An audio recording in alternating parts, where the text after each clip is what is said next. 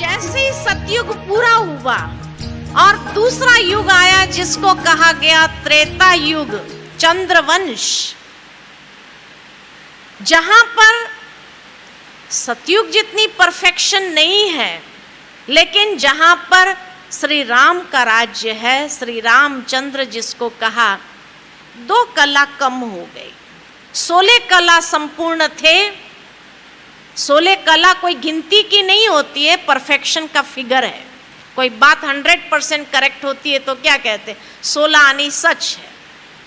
संपूर्ण खिला हुआ चंद्रमा होगा तो कहेंगे 16 कला संपूर्ण है।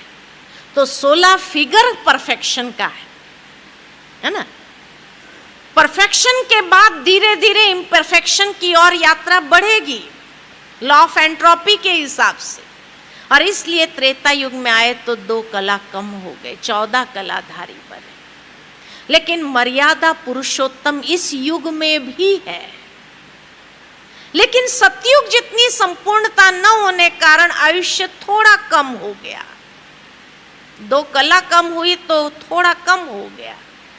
और इसलिए 125 साल के आसपास जब आयुष्य हो जाती है तो जन्म बढ़ जाते हैं, 8 जन्म से 12 जन्म हो जाते हैं।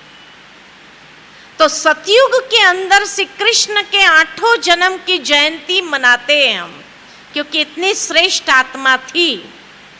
और 8वें जन्म के बाद 9वें जन्म पर श्री राम का जन्म होता है, इसीलिए राम नवमी मनाई जाती है कि 9वें नंबर पर श्री राम है। तो उसकी जयंती भी इतनी ही महान थी, उसका जन्म भी इतना श्रेष्ठ था, तो उसके जन्म का भी हम जश्न मनाते हैं।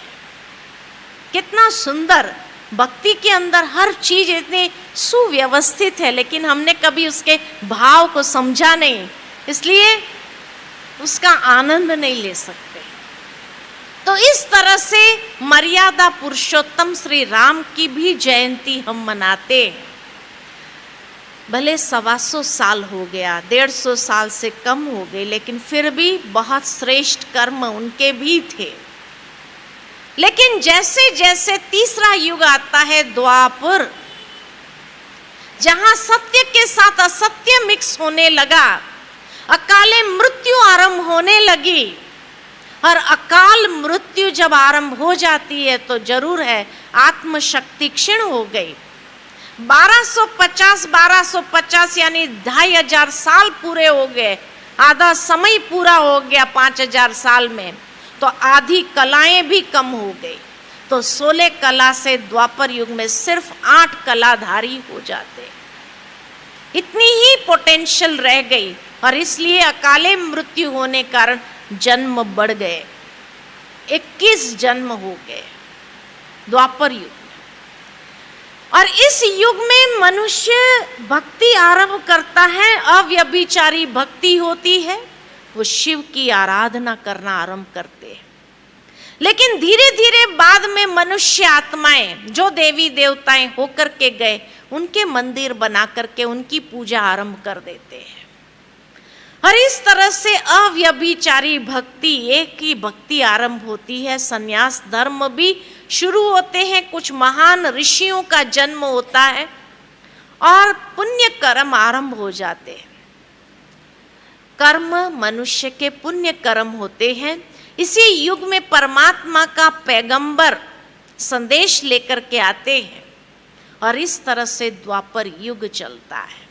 मनुष्य के 21 जन्म होते हैं और जैसे जैसे समय बीतता जाता है, कलयुग आता है, तो कलयुग के अंदर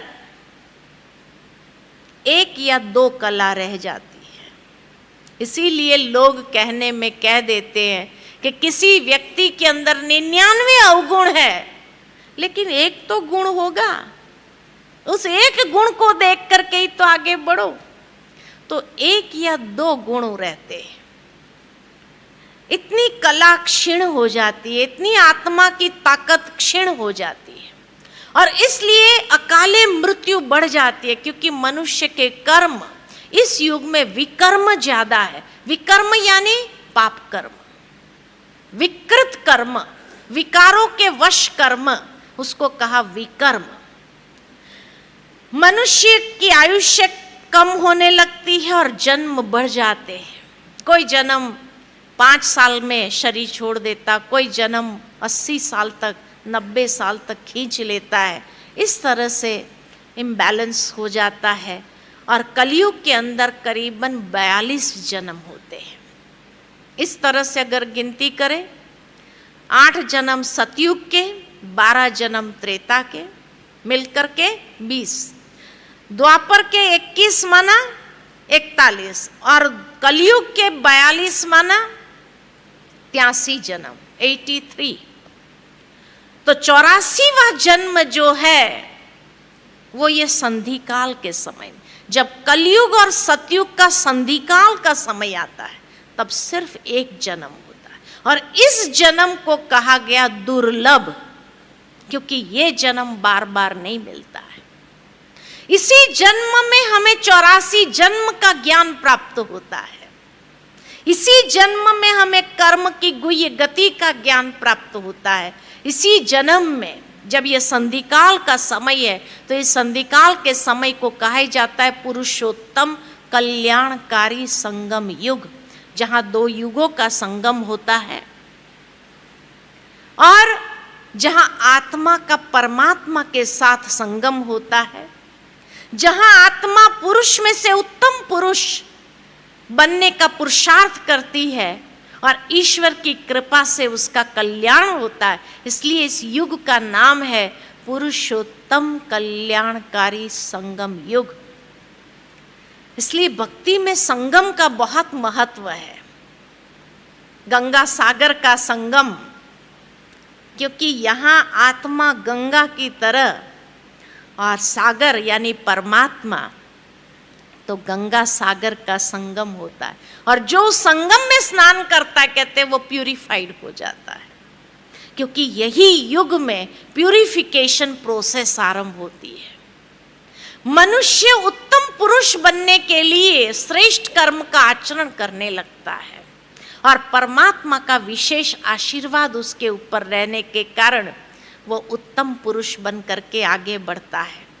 तो ये संगम की महिमा, नर ऐसी करनी करे जो नर नारायण बने, नारी ऐसी करनी करे जो श्री लक्ष्मी बने, ये ट्रांसफॉर्मेशन का पीरियड है।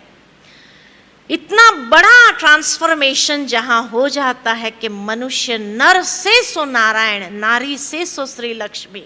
ये कहावतें भक्ति में ऐसी ही नहीं पड़ी है, ये प्रैक्टिकल हुआ है, इसीलिए कहावत।